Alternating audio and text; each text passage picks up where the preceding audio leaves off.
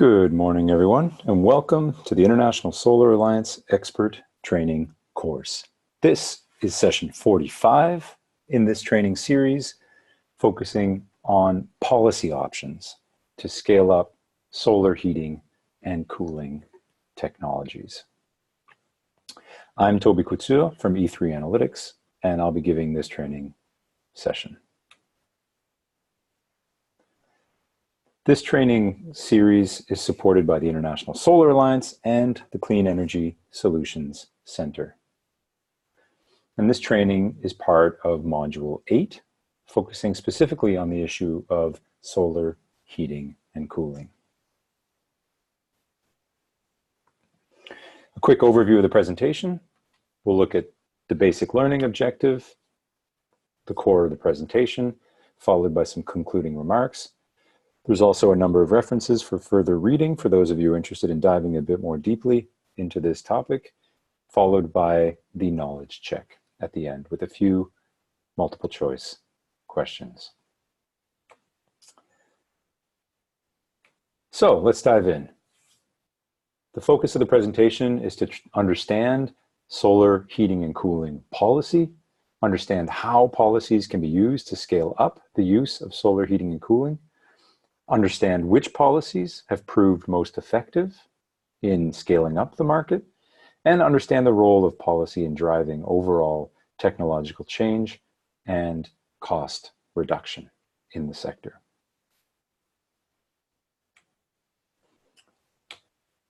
So it's important to understand from the outset that heating and cooling demand matters.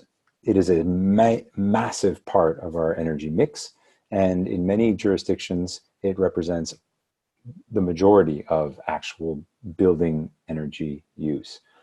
You can see here that water heating, space heating, and space cooling accounted for over 70% of the energy used in the average household in the US. And in the EU, the share of energy used in heating and cooling is estimated at over 50%. So again, very substantial part of the market is in heating and cooling. We often focus in renewable energy policy on electricity policy. And the focus on electricity policy is partly a legacy that goes back to the 1970s and 80s with the beginning of renewable energy policy in the formal sense, where the focus was on trying to get new technologies like wind power and solar power, as well as bioenergy technologies to produce power scaled up and mature. Now that those technologies are increasingly mature and increasingly cost competitive, there's a growing interest in scaling up the development in the heating and cooling sectors, recognizing in a way that the global community, researchers, policymakers, analysts have broadly ignored the heating and cooling sector. Now, it's important to underscore the sector hasn't been ignored entirely. There have been some areas, some jurisdictions around the world that have made this a priority. There have also been some jurisdictions that have really invested quite a lot in terms of R&D, in terms of subsidies and policy supports for the heating and cooling sector, particularly district heating. But again, the focus overwhelmingly in terms of renewable energy policy has been on renewable electricity policy. And one of the focuses, one of the goals with this training is to try to open up a little bit more the world of renewable heating and cooling policy and provide a comparable kind of overview of some of the main tools, some of the main policy tools and instruments available in this sector. Most of the markets that have a substantial share of solar heating and cooling in their energy mix, particularly in their household energy mix, like Barbados, Cyprus, Israel, and Spain, have relied directly or indirectly on mandates to install solar thermal technologies in new or existing construction. Mandates have been among the most widely used tools and continue to be adopted even today in 2019, in new jurisdictions around the world. So although solar thermal technologies are increasingly cost competitive, are increasingly economic and increasingly attractive, a number of jurisdictions, perhaps partly because they're becoming so economically competitive, are starting to say, well, why don't we just mandate them? We just make them obligatory in new construction, or even in some cases, as we'll see in California, mandating them and certain cities in California in all retrofitted buildings.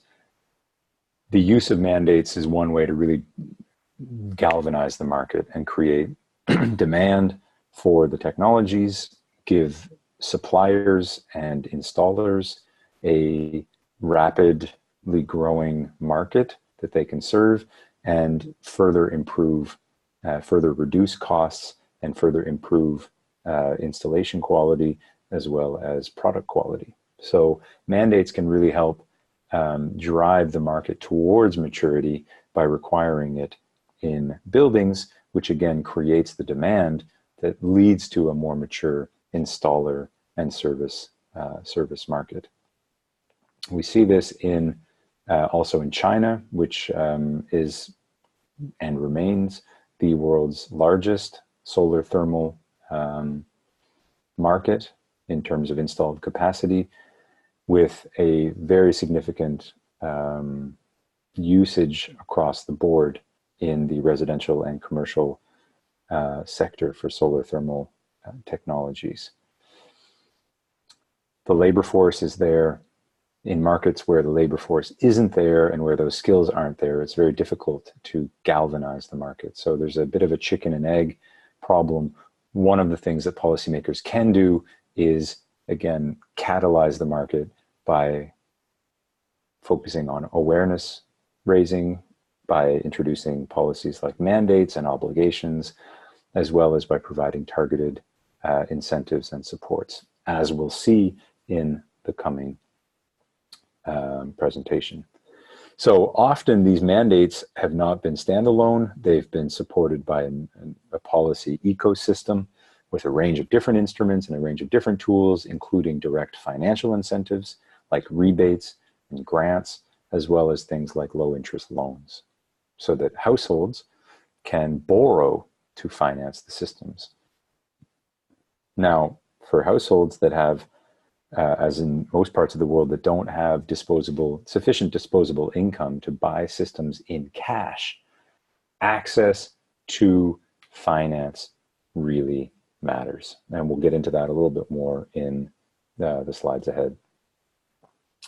The importance of solar heating and cooling technologies is likely to grow significantly in the years ahead.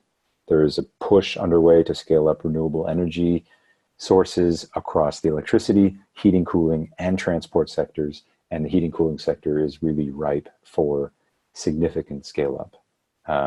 As we said, in addition to the focus on the electricity sector in terms of renewable energy policy, there's also been a bias predominantly towards the heating sector when focusing on heating and cooling. So in other words, heating has benefited from much more attention in terms of solar heating than solar cooling has.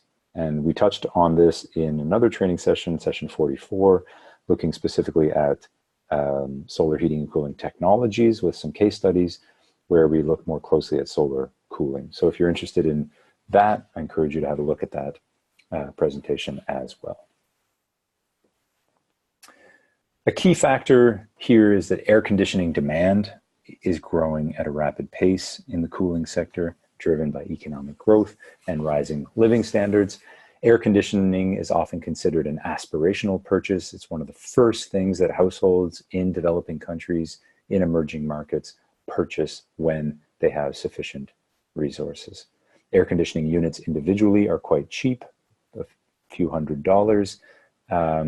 It's within the range of affordability for a growing number of urban residents in developing countries. And again, that's one of the reasons why sales are booming. In India, for example, as we saw previously, and was also underscored in slides in training session 44, AC sales have grown from approximately 2 million units in 2006 to approximately 30 million in 2018, just demonstrating just how rapid the growth in need, or rather the growth in demand for cooling is. Air conditioning represents approximately 40% of power demand in cities like Mumbai in India. So again, a major piece of the puzzle. And this underscores again why the greater focus on solar heating and cooling technologies is so timely and so important. Of the 2.8 billion people worldwide that are living in the hottest parts of the world, only 8% currently have air conditioning systems. This underscores the tremendous opportunity, and yet, as this development occurs in emerging market cities around the world, be it in Latin America, Africa, the MENA region, Asia, and even in the Pacific Islands region and Oceania, policy lags behind. Policy on solar cooling is almost non-existent. Policy on solar thermal in general is growing, but remains, again, far from where it could be in light of the tremendous market need and in light of the tremendous demand for affordable heating and cooling solutions. As renewable energy sources like solar power, solar thermal can more cost effectively provide and meet this tremendous market need, we're going to see much more demand and the need for, again, the full supply chain, full skills of installers, manufacturers across the board to really get the sector scaling up to better harness its potential. In rapidly industrializing countries like India, this shows why the focus on this is so important today and so important on this, even if we limit the focus strictly to new construction. Estimates suggest that fully 75% of buildings that will exist in India in 2030 have not yet been built. So you can really see that if we don't get this right, if we don't get this right through building codes, if we don't get this right through mandates and through other obligations to include solar, or through simply support policies, there's a tremendous opportunity missed. And a lot of inefficiency gets baked in to suboptimal building design infrastructure. We have the technologies, we have the knowledge, we have the case studies showing the cost effectiveness of solar heating and cooling technologies. It's time to put that into practice in more markets around the world. And this is really where the question of policy is front and center. This, again, puts policy in a way in the spotlight, in particular smart policy, to try to influence the trajectory of future energy demand and indeed of emissions, because in the heating and cooling sector, the two are intimately linked. So let's have a closer look at some of the main policy tools in the toolkit for solar heating and cooling. Why is policy still necessary to support the sector? If solar heating and cooling technologies are mature, if they are cost competitive, won't the market simply adopt them on its own? Won't demand, if it were cost competitive, why aren't we seeing homes and businesses around the world, including in markets like India and China and Indonesia and Brazil, adopting solar heating and cooling technologies on their own? The short answer is that despite increasingly attractive economics, there are a number of barriers that continue to hold the sector back. Let's unpack that a little bit in a slightly longer answer. Solar thermal technologies often have a high upfront cost compared to an air conditioning unit, for example, in the cooling sector, that can be purchased for $100 or a couple $100 in most markets around the world. Solar cooling technologies are multiples of that. So the upfront cost is significantly higher, which puts it out of reach for a significant number of households in terms of affordability. Now, if you look at the challenges in affordability, there is essentially what can be considered a type of affordability curve, that as the price of the unit decreases, it becomes affordable for a greater number of the population, a greater percentage of the population. As the cost of the technology increases down the curve, there's this ever shrinking share of the population that can afford this using their disposable income. So this affordability curve gives you a sense of, and which would differ by country and by market, that many households simply do not have several $100s to spend on the high upfront cost of a solar thermal system. Even if they do, they would often rather spend it elsewhere on other goods, be it mobile phones, better television set, or household appliances like a better oven range, or dishwasher, clothes washer, and so on. So solar heating and cooling technologies are not necessarily top of mind for many people around the world, not only in emerging markets, but also even in North America, in Europe, in countries like Japan. It is not frequently a top of mind purchase because energy costs are considered just a part of life. You get a utility bill, you pay the costs as they are, and with an air conditioning unit, you're also in control. You can modulate it. If you don't have enough money this month to afford a costly electricity bill, you can save on your usage and simply not turn your air conditioning unit on, or at least turn it on less frequently. With solar thermal technologies, once the system is installed, the upfront cost is there and you ultimately need to pay it, be that through a loan or through the sunk cost of the initial capex. So it's a different kind of purchase and a different kind of system. The widespread lack of awareness continues to hold the sector back, in that many people don't really know how cost competitive solar thermal technologies are, in particular solar cooling technologies. This lack of awareness, again, impacts consumer behavior, because when people are looking at building new homes, building new apartment buildings, again, it's not frequently on the radar. And so there's a significant amount of progress to be made on the question of awareness alone. Also, surveys from different countries around the world on consumer behavior underscore that there are still persistent concerns over performance and reliability of solar thermal systems. If you look at solar hot water systems, which are probably the most widespread application of solar thermal technologies, in particular flat plate collectors, in some countries, the performance standards are fairly low or there are none, which means that the products are manufactured locally by relatively small companies and may not meet sufficiently high reliability and performance standards to build trust in the market. So a major barrier in many countries remains the question of trust.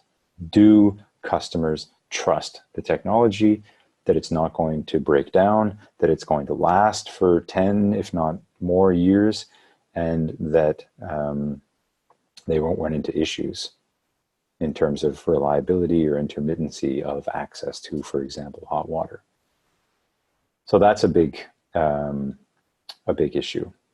A further challenge is one that we underscored previously, is that there's often a lack of qualified manufacturers as well as qualified installers. The installation matters, and getting quality product in the market also matters. And this is not the case in every jurisdiction around the world, particularly in sub-Saharan Africa and in parts of the MENA region and parts of Asia.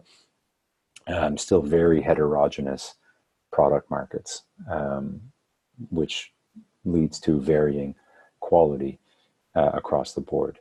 A further challenge here is that even if there are high quality products available on the market, they're often significantly more expensive. So if you're looking at a solar thermal system that might cost, say, $1,000 versus one that's going to cost, say, $3,000, the $3,000 system is going to have likely much better performance, much better longevity, overall lead to happier customers, but the price point matters. Customers are often hesitant to buy the top-end product and will rather what economists call satisfice by buying a product that's more in the middle or the lower middle of the product range. In developing countries, it's even entry-level products that are more often widely sold. Similar dynamic is seen in the clean cooking sector, where the cheapest stoves are often the ones that sell the best, just because those are the ones that people can afford, not because they're the ones that people that will lead to the greatest consumer satisfaction or greatest energy efficiency. So a host of issues there. Further challenge why policy is necessary is that there's a lack of reliable quality standards. In many markets, standards don't exist or are just being put in place, which again connects to a host of the other trust and performance related issues that we just discussed. Solar heating and cooling systems typically require suitable roof space, which can be a major barrier for many, particularly living in multi-unit residential buildings. Solar heating and cooling systems can be blocked by nearby construction, especially in rapidly developing urban megacities in developing countries. Nearby construction pops up from one month to the next with large hotels, high-rises emerging where there were only single-story or double-story housing and buildings before, often informal construction. So if you are a household, for example, living in the outskirts or in the peri-urban areas of Dakar in Senegal, or outside of Nairobi or Lagos in Nigeria, that's a significant risk. The idea of investing in a solar thermal system that could be blocked by neighboring construction is a significant deterrent to investment. Some of this has been addressed, again, underscoring, you might be wondering, well, what can policy do about that? In certain jurisdictions, like in Portugal, as well as in certain parts of Spain, laws and local bylaws are being adapted and implemented that include a so-called right to the sun, where essentially the sunlight is protected and nobody can build, in such a way that will shade unduly the neighboring buildings. So by securing a right to the sun in law, you change the overall building landscape and restrict fundamentally building height. Now that may work in cities in Portugal or in cities in Spain, where the construction sector is more mature and where housing growth is not as rapid. Some would question the applicability of these kinds of right to the sun laws in emerging market cities. So again, there's context matters, but it does show that even that policy can address even certain intangible risks like these. And as we saw also in the previous slide, skills are often lacking. Installation quality it remains a big issue, as does product quality. And by and large, the construction industry has not yet mainstreamed the installation of solar heating and cooling in their practices.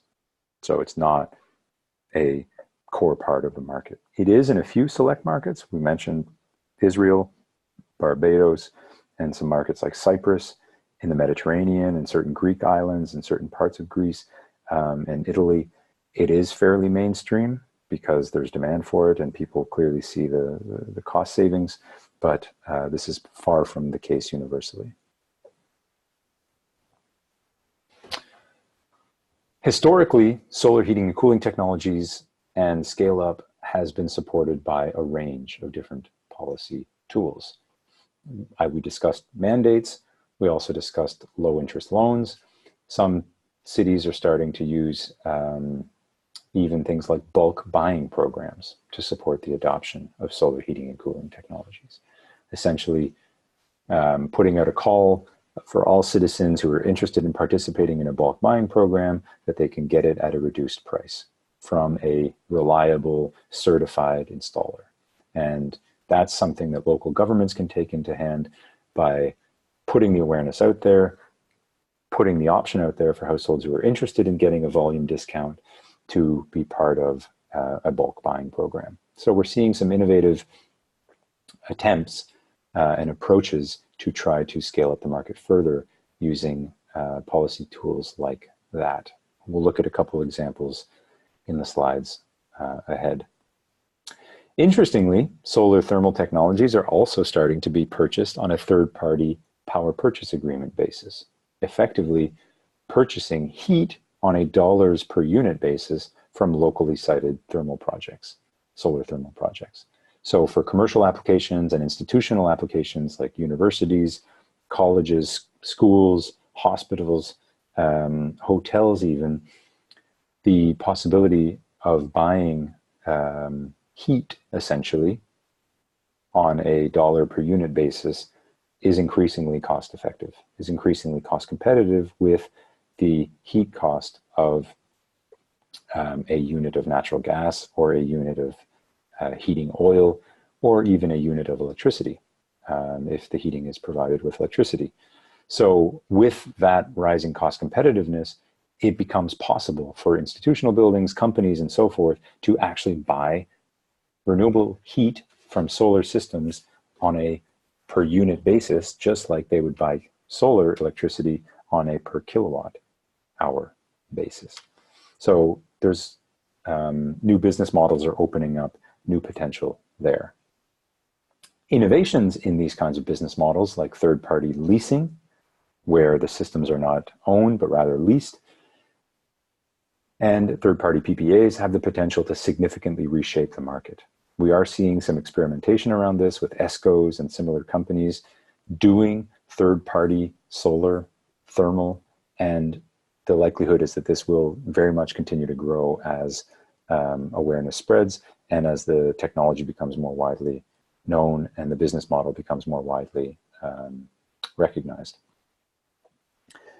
However, in some cases, in many cases, such business models require changes in enabling regulations and sometimes even changes in law.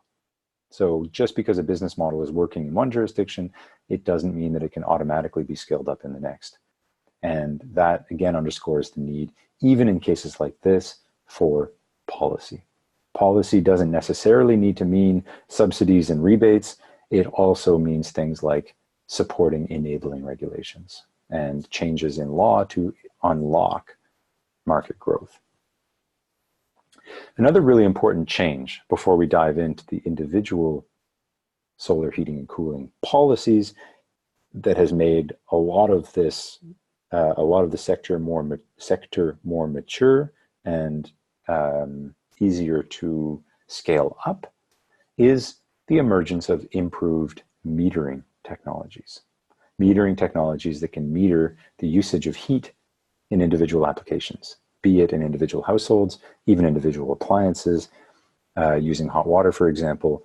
Metering technologies are making it possible to coordinate that across a wide range of different appliances from one solar thermal system.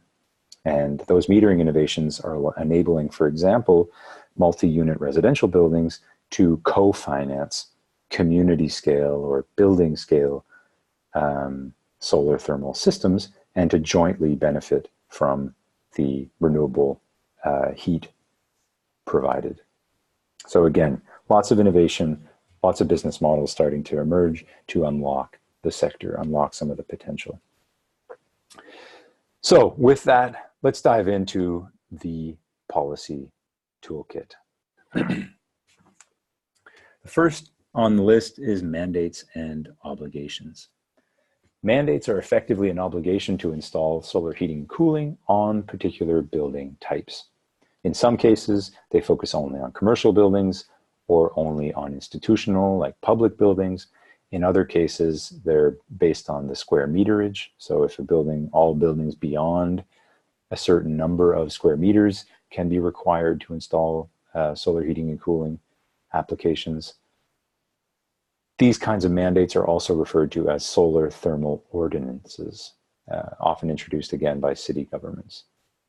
Mandates like this are typically technology specific, in contrast to building codes, which are technology neutral.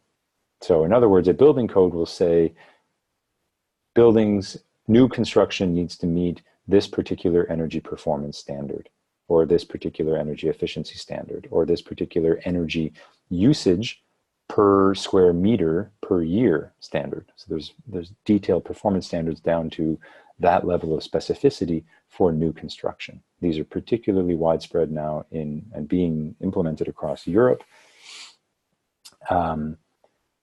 Those kinds of building codes are often technology neutral. In other words, they set the standard, and building owners and developers are left to their own devices in terms of choosing which technologies should be used to best comply with the standard. So those are kind of, there's less direct ways of encouraging the solar thermal sector than this policy tool, mandates and obligations, or solar thermal ordinances, which really are stipulating, mandating the usage of that technology in a particular building type. Lots of examples of these kinds of ordinances around the world. One of the first European cities to approve a building mandate for solar thermal systems was the Solar Building Ordinance in 1999, which came into force in Barcelona in 2000. The mandate requires that all new and renovated buildings use solar energy to supply a minimum of 60% of the building's running hot water needs.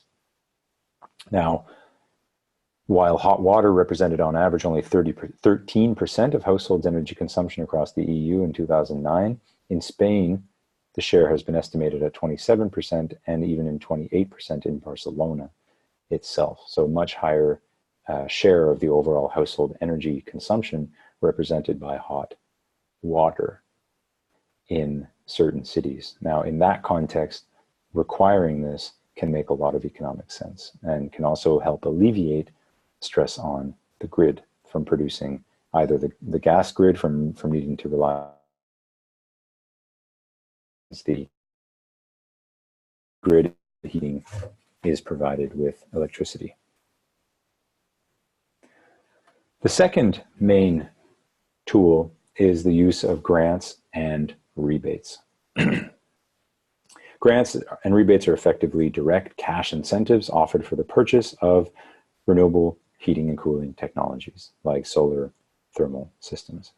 The grants are typically offered up front and are often capacity based, dollars per kilowatt installed. Rebates are also often structured this way and are available upon demonstration of the proof of purchase. So once you buy the system, you get the money back. These kinds of rebates and grants can also be structured as a percentage of project costs rather than a lump sum amount. So 3,000 or say $800 per system, or up to a certain threshold size per kilowatt, or they can be structured as a percentage of project costs. Like, for example, it will cover up to 30% of eligible project costs, up to a maximum of $500 or something like that. So combining various caps and eligibility restrictions on the grants and rebates.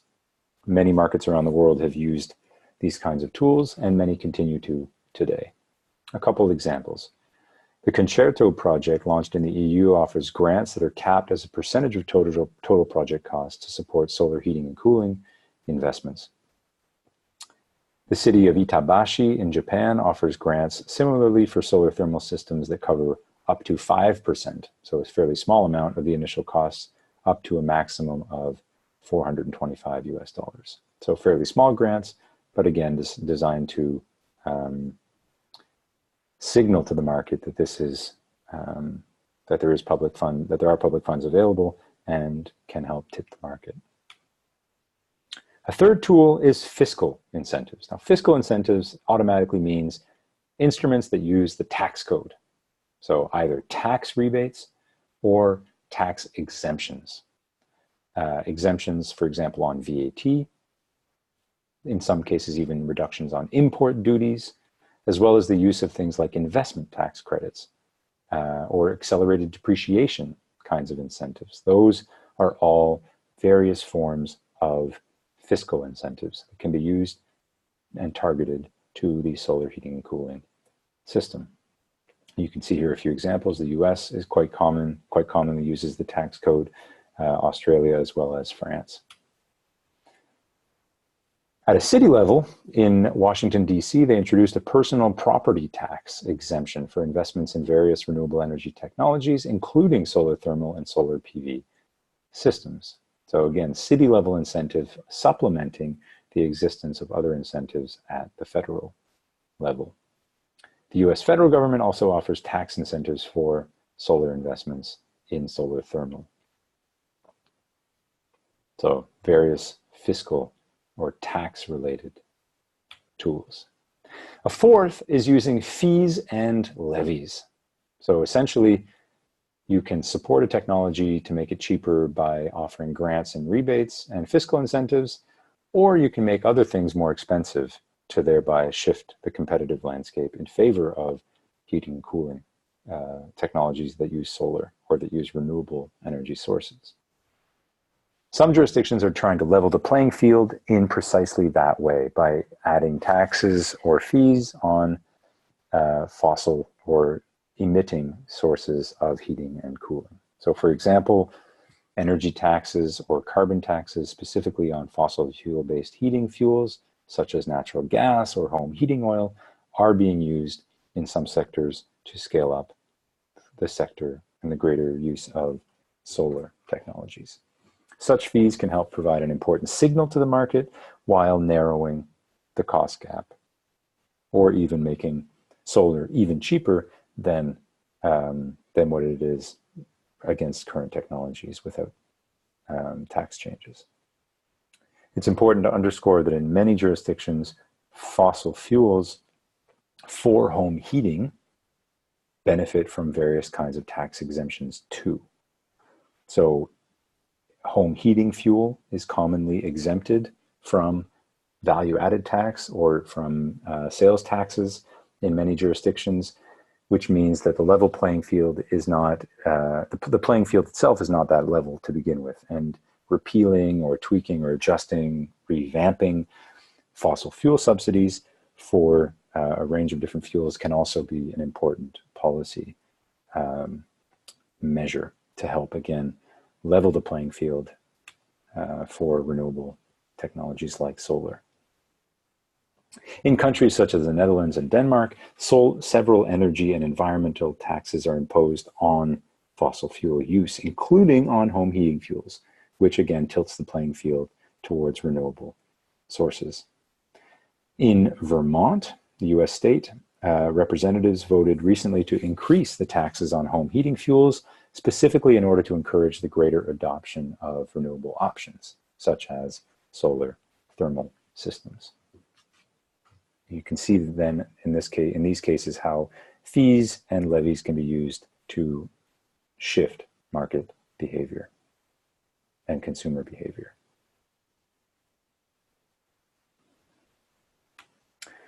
The fifth, financial incentives. Now, what's the difference between fiscal and financial? Fiscal deals with the tax code. Financial incentives is a broader category. You could argue that financial incentives include many of the things we talked about previously, grants and rebates and those kinds of things. What we mean here by financial incentives is things that facilitate the financing specifically, like revolving loan funds, soft loans, on-bill financing, as well as performance-based incentives that facilitate access to financing or help improve the bankability of solar heating and cooling technologies. For example, many jurisdictions around the world offer low-interest loans for solar thermal systems, both for residential and commercial systems. A number of utilities are starting to offer on-bill financing to basically allow you to pay off your system through a surcharge on your utility bill every month. And some jurisdictions like the UK are even using performance-based incentives in the form of, for example, the UK's renewables heating incentive, where they actually pay for heat that's produced, and it's metered just like a feed-in tariff. It's essentially a feed-in tariff for heating sources. So you can see here that these are all financial types of incentives that improve the bankability of these technologies. Such incentives can play an important role in driving adoption and make it easier, of course, to get banks involved. Banks will often hesitate to finance or to issue loans for solar heating and cooling technologies because either the performance is not well known enough, the technology is not trusted, the due diligence requirements are too high. Banks would need to become familiar with each particular aspect of the technology and what can go wrong. The overall willingness of banks to lend to small scale projects like most solar thermal projects is simply not there. Many banks simply do not touch these kinds of investments.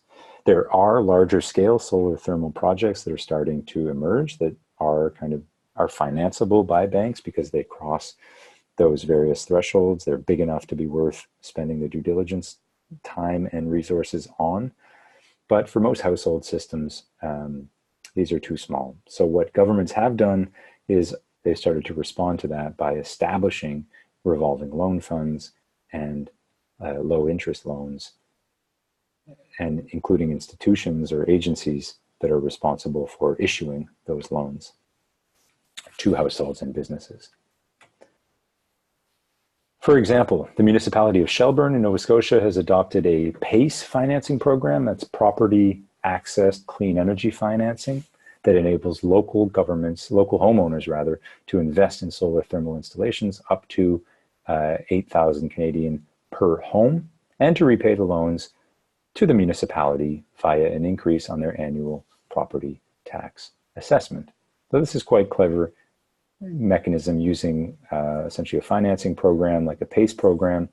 8,000 Canadian is about 6,000 US, which means that up to that amount, which is enough to finance just about any household system, the program is there and enables the customer to essentially borrow through the municipality. Similarly, Germany's KfW Bank offers low interest loans for solar thermal systems, as well as on a range of other innovative thermal technologies. So low interest loans remain an important tool in the toolkit. Germany has over 2 million solar thermal systems across rooftops across the country. So you can see for a country of 83, 84 million, probably half as many households, somewhere between close to 40 million households. That's still fairly small penetration, but by global standards, certainly not negligible in terms of the impact. And again, a significant share of these systems have been supported by the KfW's low interest loan program. Building codes are similar to mandates, which we saw in the first point, mandates and obligations, except that they're technology neutral, as we saw. The building codes set out a minimum technical standard that needs to be met by new or existing construction. Such standards can drive the adoption of solar heating and cooling technologies, particularly now, as the latter are often the most cost-effective way of complying with these new building codes. In that regard, the new European building code standards that are being promulgated are likely to encourage a significant amount of growth in the solar heating and cooling market, because these standards effectively require the use of some level of renewable energy on site, and solar thermal is in that regard, is fairly low-hanging fruit. Some examples: Spain, France, and Brazil. So let's look at Spain a bit more closely. They adopted new building codes at a national level that include a minimum contribution of renewable energy to cover demand for hot water. Policy was introduced at a national level. Adoption and enforcement is occurring at the city level, leading to a number of local zoning, planning, and regulatory measures at the city level to comply with these codes. So again, you see here the policy is not just about introducing one tool and leaving the market to the rest. Policies work best in concert. And like any good symphony, you need more than one instrument, and the instruments need to be operating in unison or in some degree of harmony with one another to lead to the best outcome.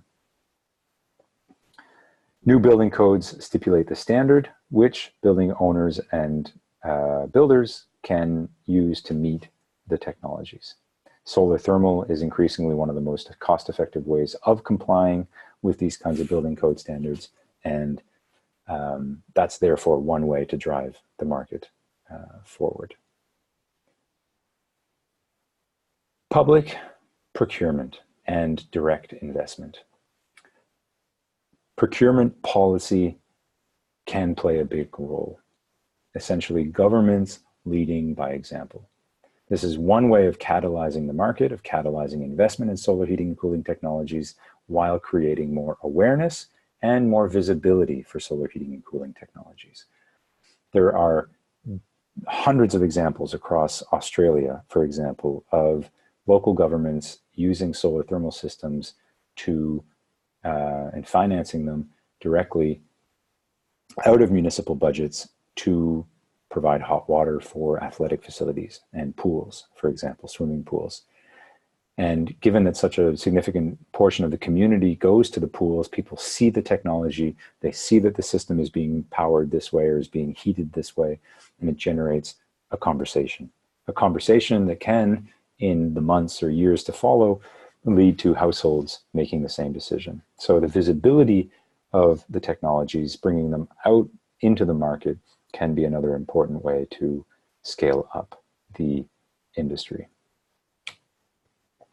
A couple examples. There's a large-scale district thermal network investment recently made in Graz in Austria to develop a centralized large-scale solar thermal system that feeds solar energy directly into the district heating system throughout the year. When it's completed later in 2019, the system will be the largest in the world, a total of 154 megawatts of thermal capacity and almost 1 million cubic meters of water storage. So very significant public investment in renewable energy, in solar heating. The village of Zlin in the Czech Republic similarly set out to invest in a large solar thermal plant to provide households, local industrial plants, as well as the municipal swimming pool with hot water in its district heating system. The eighth option and policy tool in our toolkit is soft cost reduction strategies. Soft costs are defined as non-hardware costs. In other words, they represent the additional costs associated with permitting, customer acquisition, inspections, paperwork, all of the rest required to get a solar system installed. Reducing such soft costs can significantly reduce the upfront cost of the technology for end users, while also helping save customers valuable time. So a growing number of cities are starting to take soft costs seriously. Permitting processes can almost always be significantly simplified with standardized forms, simple application procedures. Soft costs can represent costs in renewable energy technologies like solar, particularly residential solar. And this is why the focus on soft costs is yet another way to make solar thermal technologies more affordable to end users, and simplifying the process for end users helps scale up the market. It's like the behavioral economist Dan Kahneman says, if you want people to do it, make it easy. And the easier you make it from a permitting perspective, from a paperwork perspective, to invest in solar thermal, the more people will do it. So this is a major area where much more is being done, but again, much more needs to be done. Soft cost reduction strategies have been adopted across a wide range of jurisdictions in the US, where the whole concept of soft costs has been really popularized and discussed, including in Sebastopol, California. The city introduced a range of measures to streamline permitting, inspection, and other requirements via a soft cost reduction strategy. And interestingly, they included a series of mandates for solar, including in both existing retrofitted buildings, so buildings that are undergoing significant retrofits, as well as new construction. Furthermore, soft cost reduction is one of the major goals of the US Sunshot Initiative, which again, mainly focused on solar PV soft cost reduction, but many of the same lessons are being used to scale up solar thermal applications and again, help reduce soft costs in this sector.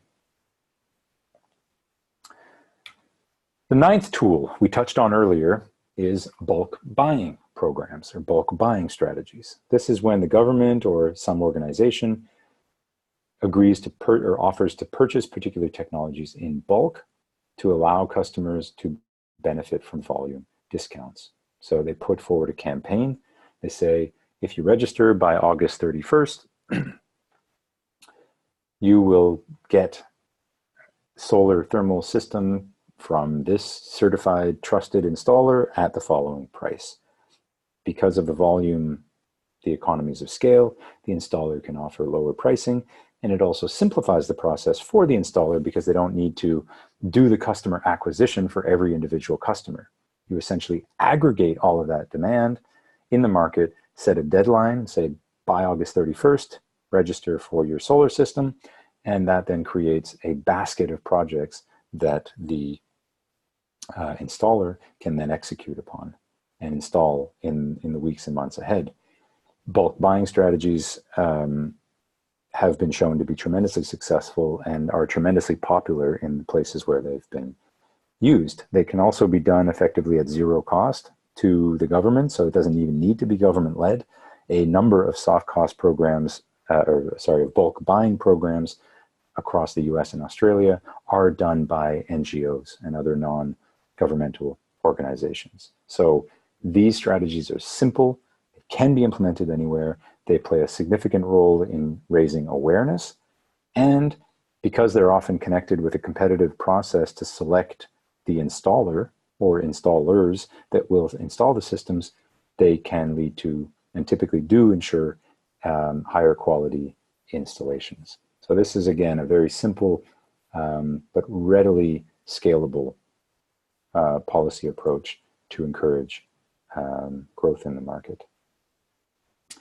It's been used for many renewable heating and cooling technologies throughout many parts of Australia, for example, in Darebin, as well as in Stonington, probably pronounced the first one wrong there, have used bulk buying for solar water and heating technologies, while other cities such as Sutherlandshire are offering bulk buying for hot water heat pumps, as well as in Healesville for solar hot water systems and solar powered heat pumps. So wide range of programs being led by local councils, local governments to encourage the greater adoption of solar heating technologies. The 10th and next to last is the use of bans and phase-outs. Bans and phase-outs refer to restrictions on other non-solar or non-renewable heating and cooling technologies. They can help drive demand for solar heating and cooling by shutting out other technologies from the market for environmental, human health, or other reasons. Safety, in some cases with natural gas, for example. Some local districts have shut out, have decided to phase out natural gas from their heating mix, partly in order to meet emissions reduction targets. So again, a range of motivations. Once a ban is in place, it helps catalyze awareness among citizens and businesses and can lead to a wide range of investments in a number of different building types. And in the process, because there's a ban, new markets are created and you can get more competition for among companies, and that's always a benefit to consumers. A few examples: Sweden, Denmark, and Krakow in Poland. Starting on September 1st, 2019, Krakow is prohibiting the burning of coal and firewood in boilers, stoves, and fireplaces across the city, making it the first city in Poland to do so. Polling in the city has revealed that over 96% of residents support the ban. In response, houses are going to have to heat either using solar thermal technologies or using more efficient qualifying technologies like heat pumps and other options. Similarly, certain cities in China have banned the use of coal for residential heating in certain applications. Such bans drive the adoption of alternatives, including solar thermal. Now, in addition to all of this, we've covered 10 key instruments in the policy toolkit. But in addition to all of this, there are a number of important enabling measures, or what are sometimes called flanking policies, that can further support the growth of the sector. This includes technical standards and certifications processes, streamlined inspections, streamlined permitting, as well as enabling regulations, as we saw in the case of third-party ownership and PPAs for thermal energy from solar thermal systems. The laws need to enable those kinds of things to happen. Otherwise, they simply won't. Flanking policies are a core part of what has been called the policy bedrock. The policy bedrock applies across the different range of renewable energy technology costs, from the early commercialization phase all the way up to the policy, so-called policy framework phase. So regardless of the costs of technologies in relation to fossil fuels, in relation to alternatives, these kinds of flanking policies like streamlined permitting, streamlined inspections make sense and are an important part of enabling / unlocking / scaling up the market. So a few concluding remarks as we wrap up. As we've seen, the policy toolkit for solar heating and cooling technologies is broad. Strategies have been shown to work best when different policy support measures are used in combination with flanking measures. In other words, with streamlined procedures, streamlined permits. Another key insight from all of this is that policy stability and predictability are also important ingredients. Sudden changes in programs or in incentives can have negative impacts on market growth as well as on company development. So stability matters. Also, continuity matters. So if there is an incentive or rebate program in place, having some degree of continuity or transparency around the trajectory of the rebates, if they are going to decline over time, give a forecast, a schedule of decreases over time to ensure that there is some continuity and some predictability in the market. Start and stop policy change is never good for market growth. Another interesting lesson learned from a lot of these solar thermal policies and programs is that policymakers should avoid creating an incentive to delay a purchase. For example, if a new policy is introduced with, say, a rebate or a grant attached, starting in January 2020, then the market essentially will die for the next number of months until January 2020 has arrived and people can start benefiting from the scheme. So although the intention is good to establish a program, it has the perverse effect of actually killing the market, which can really negatively impact local businesses because they essentially, business dries up as everybody waits for the scheme to kick off and the subsidies to be available. So a host of issues there with the development of policy and regulatory schemes that should not be ignored. The track record of start and stop development is not a particularly encouraging one. Another key aspect here is clear eligibility requirements. So if you have a policy, particularly with grants or financial supports or loans attached, the requirements for the technologies and the materials need to be clearly articulated, including potentially via lists of eligible products or of certified installers, such as via an installer registry.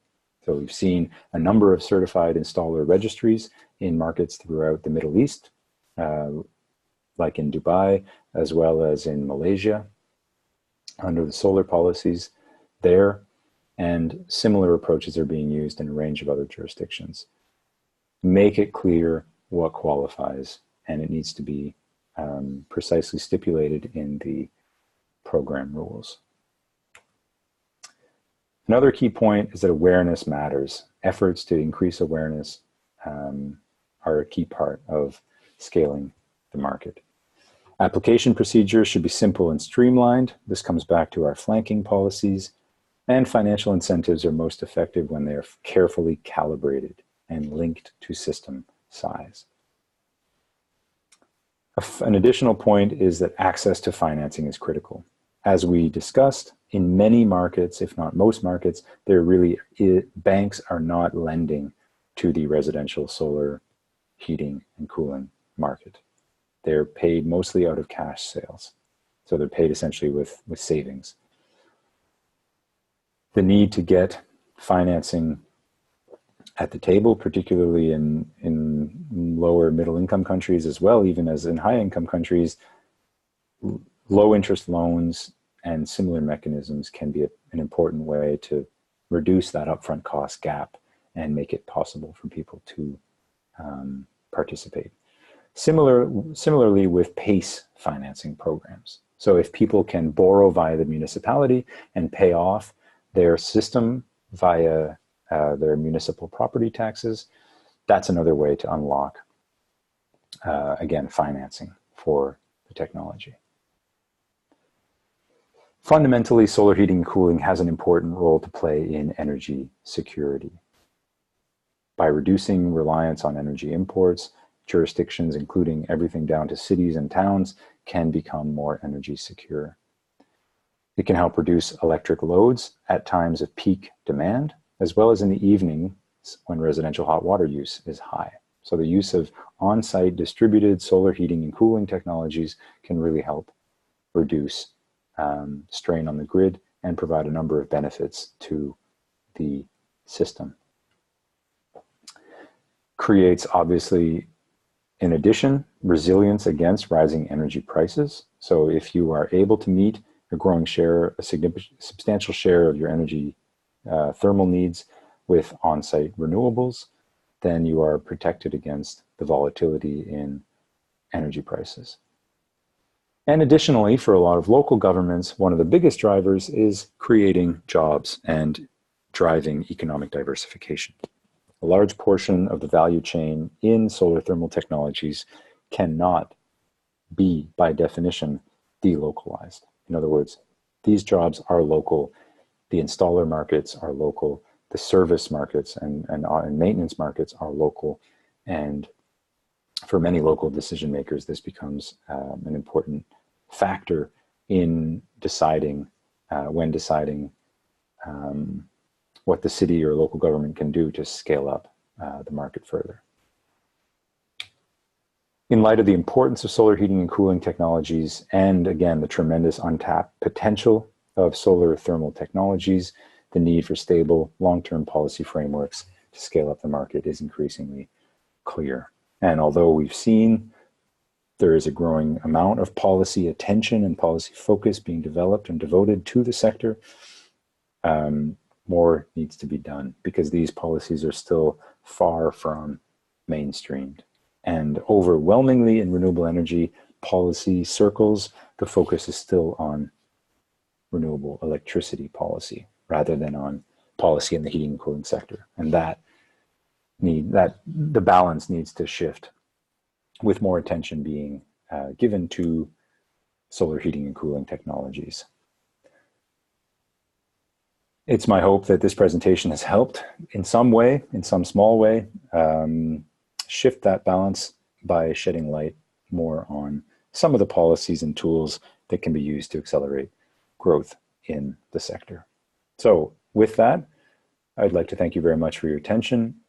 I invite you to look at some of the further readings, a number of different reports and publications focusing on policy, on initiatives across Europe and around the world that have been published, including some major reports by IRENA and the International Energy Agency. I'm Toby Couture from E3 Analytics. I'd like to thank the International Solar Alliance for their support for this training series, as well as the Clean Energy Solutions Center. Now, I invite you to take a few moments to answer some multiple choice questions. Thank you very much for your attention and wishing you all a great day.